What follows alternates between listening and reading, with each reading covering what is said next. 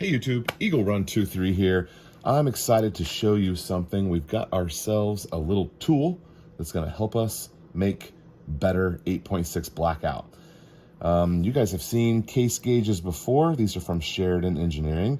There's not a lot of companies making 8.6 Blackout case gauges, and so excited to have this.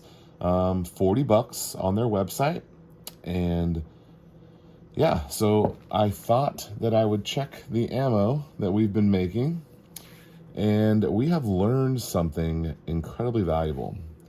So we have brass in here. This is original Q brass that I got from Gorilla, and the rest of this brass is brass down here, is stuff that was made for us by our buddy Nate, who has been fooling with reloading, and he sent me 50 or 100 cases, I don't remember, for us to try a couple different things. He neck turned these, and yeah, looks like those were neck turned also. So he's been turning his necks. These are S&B brass, and yeah, these are all S&B brass.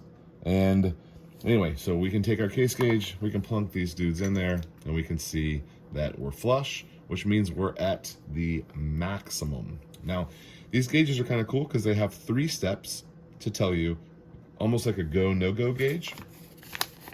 There's a little illustration here in the instructions. So the top of the outside here is the maximum changer dimension, and the B is the go gauge, which is the middle step right there where we're at, and that is the go gauge changed the go gauge dimension. And then really you want them all the way down on the bottom where the SAMI spec. Now it's interesting that they use the word SAMI spec because that doesn't exist yet. Would be down there on the bottom. So we're actually a little proud on a lot of these. We're kind of at the maximum. So it looks like we need to make some adjustments to some of our brass, but all the brass that Nate made for me, as well as the original Q brass, all plunk and go down right where they are supposed to be, which is interesting. So when you take some of the brass that I made, which I've learned here that I apparently am not very good at making brass, we have ourselves a problem. Now, what I don't know is, do I have a problem in my neck, a problem in my shoulder, or is for some reason the body not fitting in? And typically this is just not information that we would be able to see. We would have to get our calipers out, go back to the book and check and see why, which is totally fine. I trust the numbers, and I think the numbers are a good way to do this, and traditionally this is the way that we've done it. But Sheridan Engineering has made a slotted case gauge. Now they're currently sold out of these on their website, but they said they would have more very soon. They're making them as fast as they can, and we can slide this round in there and see exactly what our problem is. And you can see the resistance starts right when that neck starts to enter the throat, and it never even makes it to the shoulder. Can you see that? It never makes it to the shoulder. We're hitting right there at the neck. So we have an issue of probably neck turning, which we were trying to get away with without turning anything. And all the ones that our buddy Nate made for us, like these, he did turn the necks. And you can see right here that they go all the way in.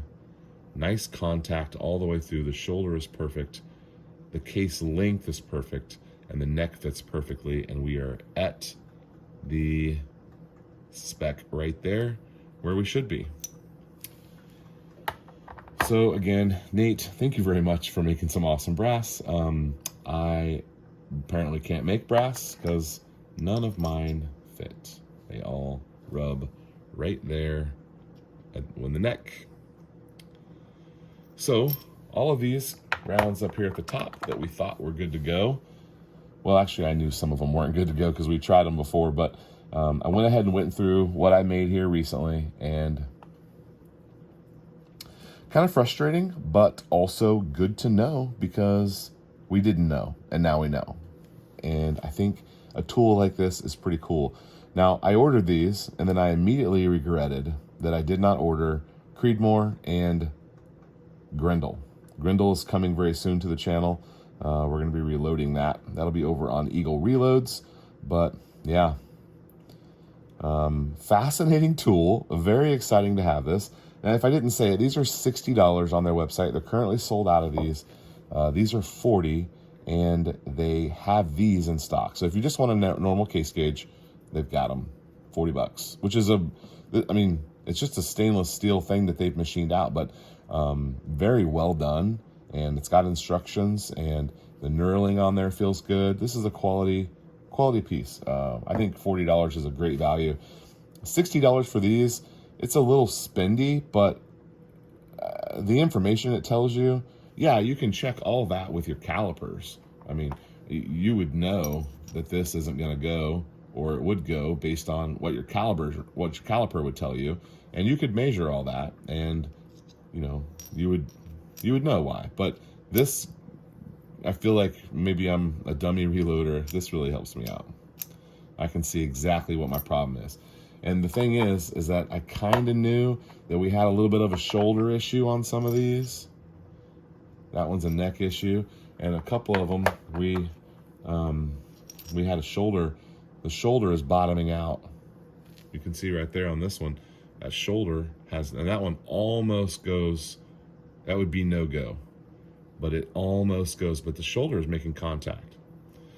And then we compare that to, some of the ones that our buddy Nate made, and you can see there's just, that one's a little on the fat side, but you can see there's just a little gap right there where it's supposed to be.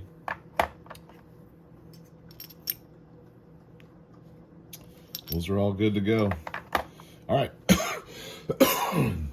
Okay, excited to have this, and as soon as the Grendel and the Creedmoor get here, we will take a look at those as well, and there will be more information about the reloading over on Eagle Reloads. Oh, those of you that are following our 8.6 Blackout for the pistol build, this is our little sub gun. I went ahead and mocked it up here. I can't do this. We're spending too much money on this not to love it, and so we're not going to do an 80. We're not going to do a mil-spec upper. This is from Ballistic Advantage or Aero Precision. We're going to go ahead and get the matching SLR upper and lower. My FFL is out of town for a couple weeks, so that'll be early January, but we're waiting on a suppressor anyway. So I'm going to go ahead and start assembling the other things that we'll need. And as soon as I get a serial number, we'll get our Form 1 going. And I think I'm going to be way happier with that. I'm not going to rush this. We learned to take our time on that Grendel build, and I'm real happy with the way it came out. And I'm going to take my time on this. I'm getting older and I'm learning. I don't need to rush into things. We'll just make sure that we get something that we're happy with, because we are going to go get this Cerakoted with a custom all over color scheme. It's going to be pretty cool. I'm in between 2 or 3 ideas, but I don't know. So you guys helped me build that Grendel. I don't know that I'm going to ask for like a poll. I think I'm just going to show it to you.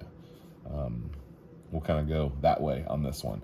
I'm also debating what I'm going to do for a trigger. I really like that Diamond Tech, or the Trigger Tech Diamond that we've got in the Grendel. I really like that. But Q, Q that invented the 8.6, he has a trigger that is stupid expensive, but allegedly it is a phenomenal trigger. We might try out the most expensive trigger on the market. You can go take a look at it. It's called the World's Most Perfect Trigger or something like that.